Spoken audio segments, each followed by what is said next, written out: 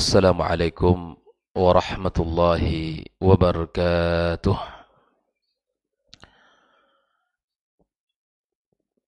Alhamdulillahi rabbil alamin. Wassalatu wassalamu ala ashrafil mursalin Sayyidina wa maulana Muhammadin wa ala alihi wa ashabihi ajma'in. Ashhadu an la ilaha illallah wahdahu la syarika lah wa ashhadu anna Muhammadan abduhu wa rasuluhu alladhi la nabiyya ba'dah. Ya ayyuhalladzina amanu ittaqullaha haqqa tuqatih wa la tamutunna illa wa antum muslimun. Ya ayyuhalladzina amanu ittaqullaha wa qulu qawlan sadida yuslih lakum a'malakum wa yaghfir lakum dhunubakum wa man yuti'illaha wa rasulahu faqad faza fawzan 'azima. Allahumma bika asbahna wa bika amsayna wa bika nahya wa bika namut wa ilayka an-nushur. Asbahna ala fitratil Islam wa ala kalimatil ikhlas wa ala dini nabiyyina Muhammadin sallallahu alaihi wasallam wa ala millati abina Ibrahim hanifan musliman wa ma kana minal musyrikin. Amma ba'd. Ikhwani wa akhwati fid din, kaum muslimin, kaum muslimat, al-musyahidin wal musyahidat rahimakumullah. Alhamdulillah, puji dan syukur pada Allah Subhanahu wa taala. Kembali pada pagi yang penuh berkah ini kita dipertemukan di rumah Allah yang mulia, di majelis yang mulia, membicarakan sesuatu yang mulia. Mudah-mudahan kita semuanya termasuk orang-orang yang dimuliakan Allah Subhanahu wa taala, termasuk orang-orang yang diangkat derajatnya di sisinya, orang-orang yang diberikan ampunan dan ridhanya, dan orang-orang yang nanti pada hari kiamat kelak bertemu dengan Allah Azza wa Jalla, merasakan kenikmatan melihat wajah Allah Tabaraka wa Ta'ala. Yauma tabyaddu wujuh, hari di mana ada wajah-wajah yang berseri-seri. Siapa mereka orang-orang yang berseri-seri wajahnya di hari kiamat kelak? Hum ahlus sunnati. Mereka itulah orang-orang yang berakidah, yang disebut dengan ahlus sunnah wal jamaah. Disebut ahlus sunnah karena memang mereka berpegang teguh dengan sunnah Rasulullah sallallahu alaihi wasallam di dalam kehidupannya. Tidak ada sekecil pun dari sunnah-sunnah Rasulullah, tidak ada satu pun dari sunnah-sunnah Rasul sallallahu alaihi wasallam kecuali dia bersemangat untuk mempelajarinya serta mengamalkannya. Wa yauma tabyaddu wujuh, ya di mana hari itu ada pula orang-orang yang memiliki wajah yang hitam, yang tidak ada cahaya sedikit pun. Maka Ibnu Abbas radhiyallahu taala anhu, yang disebut dengan turjumanil Quran wa habrul ummah, mengatakan hum ahlul bid'ah. Mereka itu adalah orang-orang yang senang melakukan perkara-perkara dalam agama yang itu bukan tuntunan dan perintah dari agama kita, dari agama Islam. Oleh itu kaum muslimin rahimakumullah, semoga Allah berikan kepada kita kemudahan untuk mencintai sunnah-sunnah Rasulullah sallallahu alaihi wasallam dan memberikan kepada kita taufik untuk bisa mengamalkannya di dalam kehidupan kita. Salat dan salam untuk Nabi kita alaihi salatu wassalam. Semoga salam juga tersambung kepada keluarganya, kepada para sahabat-sahabatnya yang telah berjuang bersamanya, dan kepada seluruh kaum muslimin yang senantiasa berada di atas sunnahnya sampai hari kiamat kelak.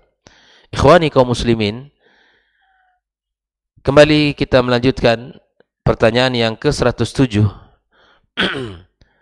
Ma dalilu fitnatil qabri wa anaimuhu au adzabuhu minal kitab? Apa dalil dari azab kubur, dari fitnah kubur dan azabnya, atau apa dalil dari fitnah kubur dan kenikmatannya serta azabnya dari Al-Quran?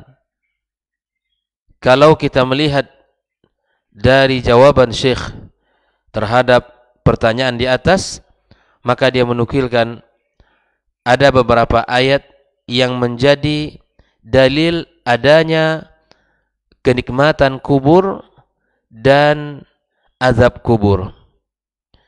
Ini merupakan salah satu akidah Ahlus Sunnah wal Jamaah, bahwa kubur adalah seperti apa yang dikatakan oleh Utsman ibn Affan radhiyallahu taala anhu, awwalu manazil akhirah. Awal daripada perjalanan kita menuju akhirat. Dia bukan berhenti di situ. Bukan selesai di alam barzakh, bukan. Tapi awal untuk kehidupan baru.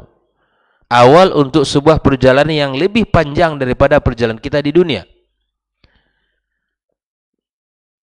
Faman naja minhu fama ba'dahu aisar.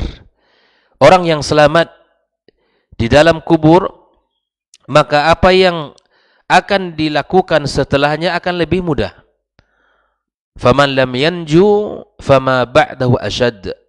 Orang yang tidak selamat di alam barzakh atau di alam kubur, maka fase setelah itu akan lebih sulit.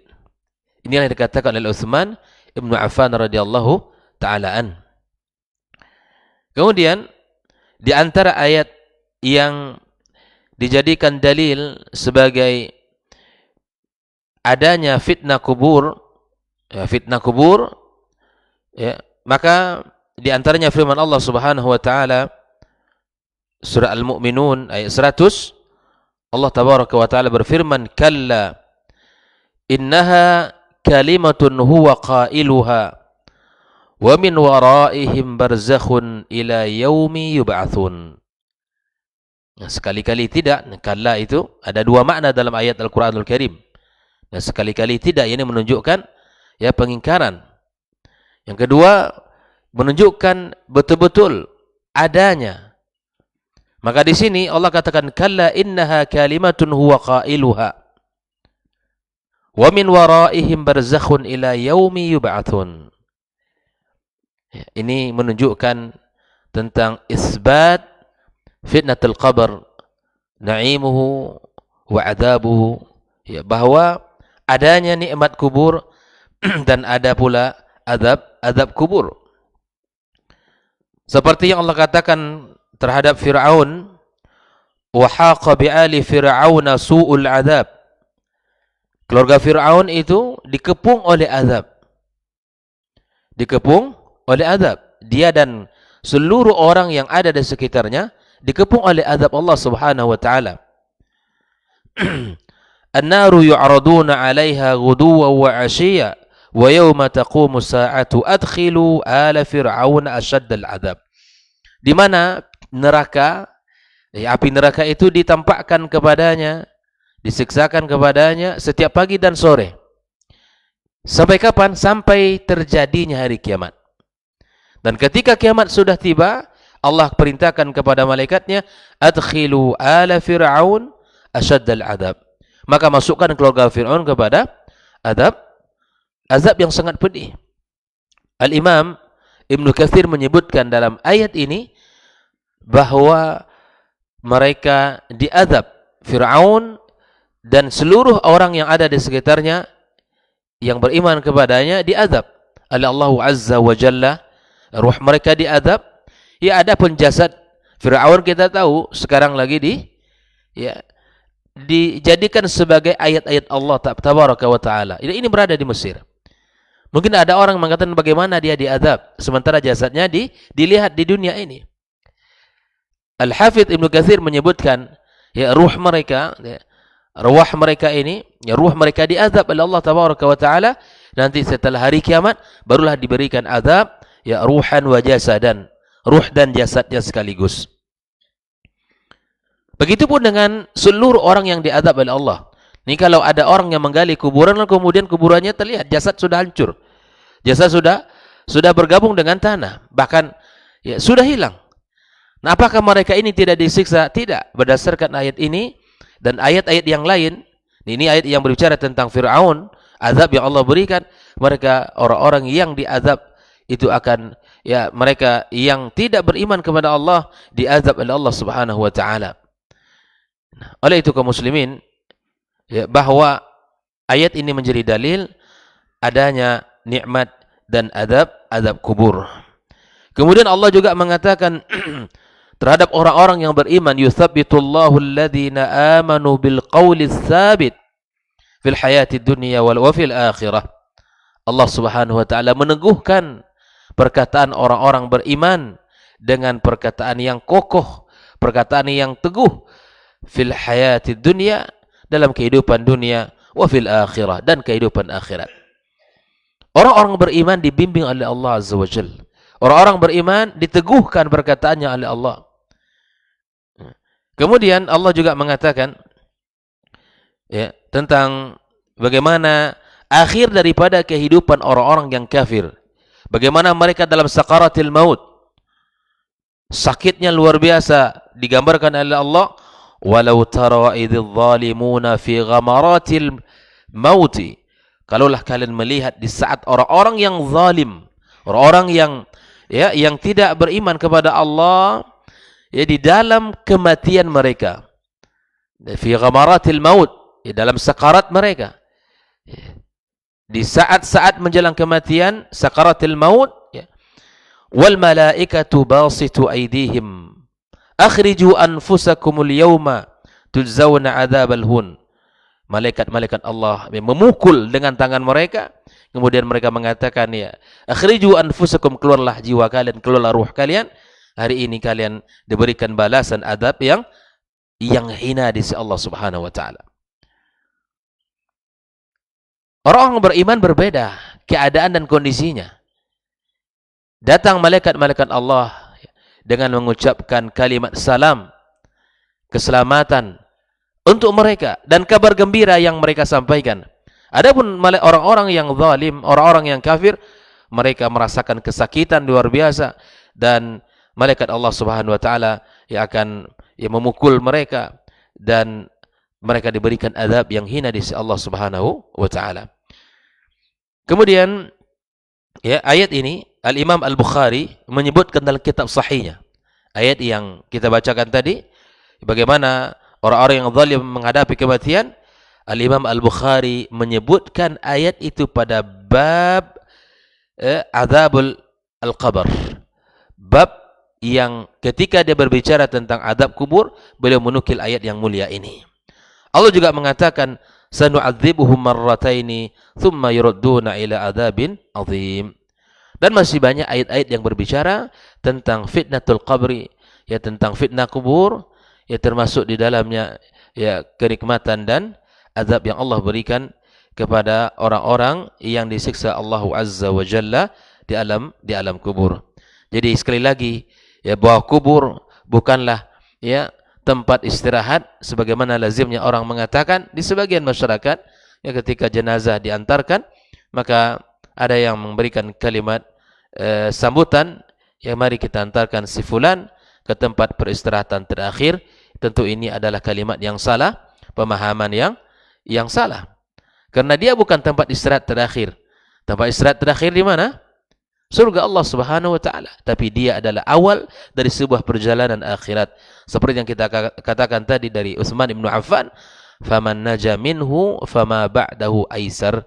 Yang selamat di saat itu, di alam barzah itu, maka fase-fase berikutnya sampai ke dalam surga itu lebih mudah. Di saat Allah bangkitkan, di saat Allah kumpulkan di padang mahsyar, di saat Allah berikan, ya, timbangan amal catatan, di saat Allah sebarkan buku-buku catatannya, di saat Allah, ya, berikan semua perjalanan itu, maka bagi orang beriman sangatlah mudah, ya, sangatlah, ya, dimudahkan oleh Allah Subhanahu wa taala. Namun apabila di tempat itu tidak selamat, maka tentu fase berikutnya akan lebih sulit. Kaum muslimin rahimakumullah.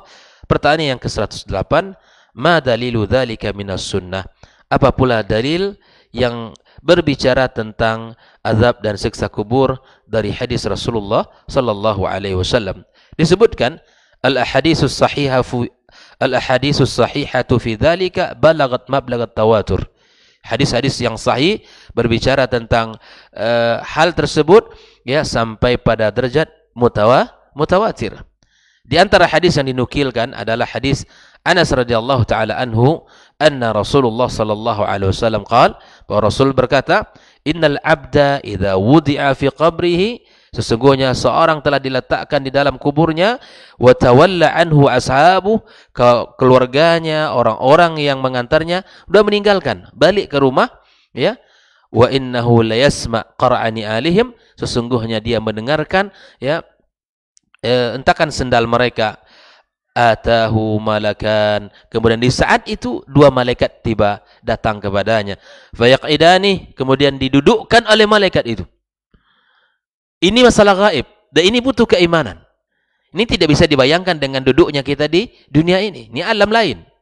Ya, kita percaya seperti Nabi SAW katakan, fayaqulan, maka kedua malaikat itu berkata kepadanya, ma kunta taqulu fi hadzal rajul li Muhammad sallallahu alaihi wasallam, apa yang kamu katakan terhadap laki-laki ini. Maksudnya siapa?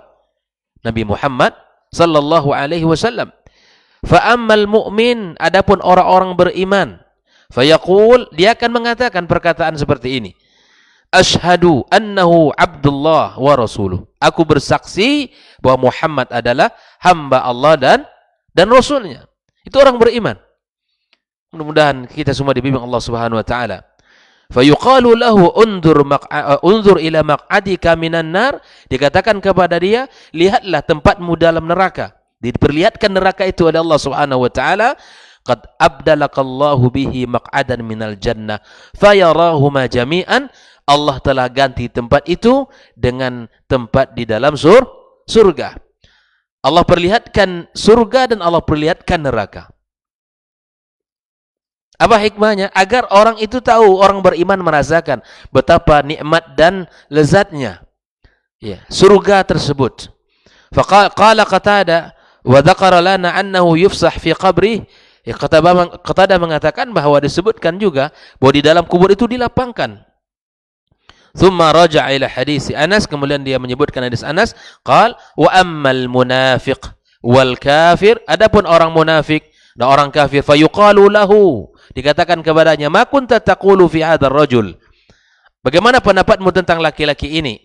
Fayaqul la adri kuntu aqulu ma yaqulun nas, aku tidak tahu ya, aku tidak tahu tentang dia dan aku hanya mengatakan apa yang dikatakan oleh manusia.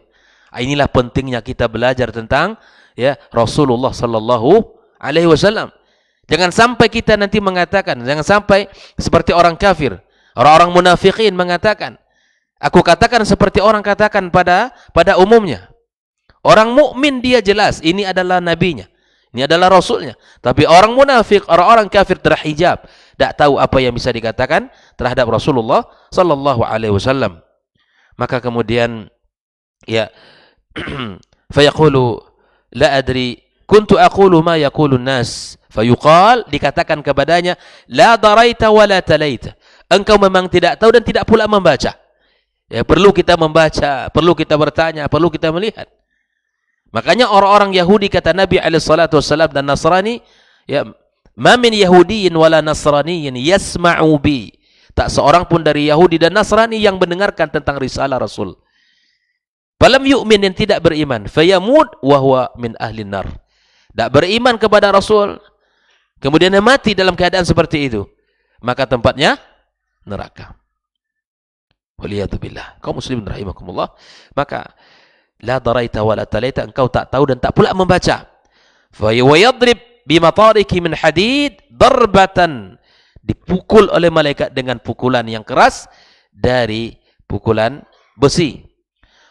Fayasihu sayhatan, dia mengeluarkan suara keras ya, kesakitan. Yasma'uha man yalih ghairu tsaqalain, semuanya mendengarkan pekikan itu kecuali dua jenis, yaitu manusia dan jin. Tak bisa mendengar. Ada hikmah di situ. Ini kalau manusia mendengarkan, tak satu pun di antara kita yang sanggup untuk ya mungkin merasakan nikmat dunia ini. Tidak ada nikmat dunia itu sudah. Mungkin tidak bisa tidur yang nyenyak, tidak bisa makan yang lezat, tidak bisa bersenang-senang. Tapi disitulah ujian oleh Allah untuk kita. Apakah keimanan itu bisa mengawal kita sehingga kita yakin dengan peristiwa yang disebutkan oleh Rasulullah dan kita mengamalkan ajaran Islam ini. Kaum muslimin rahimakumullah, hadis ini muttafaqun alaih. Hadis yang kedua, hadis Abdullah bin Umar radhiyallahu taala anhuma anna Rasulullah sallallahu alaihi wasallam qala inna ahadakum idza mata 'urida 'alaihi maq'adahu bil ghadati wal 'ashi. Sesungguhnya ketika seorang di antara kalian sudah meninggal, diperlihatkan kepadanya tempatnya di pagi hari dan di sore hari. Diperlihatkan tempat dia, mukmin surga. In kana min ahlil jannah fa min ahlil jannah. Kalau dia termasuk golongan orang ahlul jannah, maka digolongkan kepada orang ahlul jannah. Wa in kana min ahlin nar, jika dia termasuk orang-orang ahli neraka, famin ahlin nar, fayuqalu hadza maq'aduka hatta yab'atsakallahu yaumal qiyamah. Ya Allah, kepada orang ahli surga disebutkan ini tempat kamu sampai hari kiamat kelak. Kepada orang neraka, ini tempat kamu sampai hari kiamat. La haula wala quwata illa billah. Hadis yang ketiga tentang hadis muttafaqun alaih juga, hadis tentang innahuma la yu'adzaban. Ini hadis tentang orang yang diazab oleh Allah. Dua orang yang diazab oleh Allah di dalam kubur. Nabi SAW mengatakan, yang satu sebabnya apa? Yamshi bin namimah, kemana-mana itu ya an-namimah. Yang kedua, dia la yastasiru anil baul, tidak ya menutup aurat di saat dia buang air. Di mana terasa di situ dibuang. Nak memperhatikan itu jalan, dan diperhatikan itu tempat orang lewat, dan diperhatikan itu tempat-tempat orang istirahat. Di mana terasa dibuang. La haya, tidak ada rasa malu. Maka di antara sebab azab kubur adalah orang-orang yang tidak menutup aurat, yang tidak berlindung di saat buang air. Ikhwani kaum muslimin rahimakumullah. Hadis yang berikutnya hadis Abi Ayyub radhiyallahu taala anhu, qala kharaja an-nabi sallallahu alaihi wasallam wa qad wajabatis syams. Abu Ayyub menceritakan Rasulullah keluar dan ketika itu matahari sudah terbenam. Fasami'a sautan, dia mendengarkan suara. Faqala Yahud tu'adzab fi quburih. Suara itu adalah suara orang Yahudi yang sedang diazab di dalam kuburnya. Hadis berikutnya hadis Asma yang menceritakan qama Rasulullah sallallahu alaihi wasallam khatiban. Nabi berdiri menyampaikan khutbah, fa dzakara fitnatal qabri allati yuftatanu biha al-mar. Nabi menyebutkan dalam khutbahnya itu ya tentang fitnah kubur yang menimpa seseorang. Falamma dzakara dzalik, tatkala Nabi menyebutkan tentang tersebut, dajjal muslimuna dajja, maka kaum muslimin mendengarkan khutbah Nabi itu menangis dengan suara yang keras, tak tahan oleh mereka. Betapa dahsyatnya azab kubur tersebut. Aisyah berkata, ya, ma ra'aitu Rasulullah sallallahu alaihi wasallam ba'd shalla salatan illa ta'awwadha min adzabil qabr. Aku tidak pernah melihat Nabi alaihi salatu wassalam salat kecuali setelah salat itu Nabi berlindung dari azab kubur. Jadi berlindunglah dalam hari-hari kita di dalam dari azab kubur, ya, di dalam doa-doa kita, dan minta pula surga. Di dalam hadis disebutkan tidak ada orang yang meminta surga kecuali surga itu juga rindu kepada kita. Oleh itu kaum muslimin, berikutnya hadis tentang al-kusuf. Wa amarum sallallahu alaihi wasallam ay yata'awwadu min adzabil qabr. Nabi di dalam ya salat kusuf itu memerintahkan kaum muslimin untuk berlindung dari azab kubur. Dan hadis-hadis yang kita sampaikan ini dan hadis yang berbicara tentang azab kubur itu sampai kepada 60 hadis jumlahnya, ya, dan itu sampai kepada derajat tawatur min turukin thabitatin an jama'ati minas sahaba, dari jalan yang jelas dari jamaah dari sahabat-sahabat Rasulullah sallallahu alaihi wasallam, yarfa'unaha fi syarhina ya alal mus'ala al-silm, yang membuat kita setelah mendengarkan hadis-hadis itu, ya, kita yakin dan kita percaya tentang kenikmatan dan azab kubur sesungguhnya itu adalah benar, dan kita yakini itu benar, dan kita bersiap-siap untuk ya menghadapi perjalanan kita menuju alam barzakh. Wallahu taala alam. Semoga Allah jaga kita dan bimbing kita di dalam kehidupan ini, dan semoga Allah jauhkan kita dari segala keburukan dan kemaksiatan. Subhanakallahumma wa bihamdik asyhadu an la ilaha illa anta astaghfiruka wa atubu ilaik. Wassalamualaikum warahmatullahi wabarakatuh.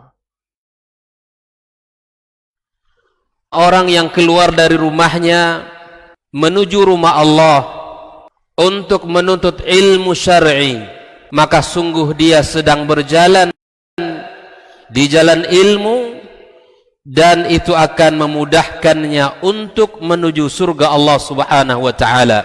Man salaka tariqan yatlubu fihi ilman salakallahu bihi tariqan min turuqil jannah. Barang siapa yang menempuh sebuah jalan, jalan yang ditempuhnya adalah jalan menuntut ilmu, maka Allah akan mudahkan jalannya untuk menuju surga Allah Subhanahu wa taala. Orang yang berangkat ke masjid untuk menuntut ilmu syar'i dianggap sebagai jihad fi sabilillah. Nabi alaihi salatu wassalam bersabda, "Man dakhala masjidana hadza," barang siapa yang memasuki masjid kami ini, yakni Masjid Nabawi, liyata'allama khairan, untuk belajar atau mempelajari kebaikan, au yu'allimuhu, atau dia mengajarkan kebaikan, kal mujahidi fi sabilillah, adalah seperti orang yang berjihad di jalan Allah. Mudah-mudahan kehadiran kita di rumah Allah yang mulia ini, tujuan kita hanya satu, untuk mencari ridha Allah tabaraka wa taala. Mudah-mudahan ilmu yang kita pelajari, ilmu yang memberikan keberkahan, yang menerangkan jalan kita dan senantiasa menjaga kita di jalan Allah Subhanahu wa taala.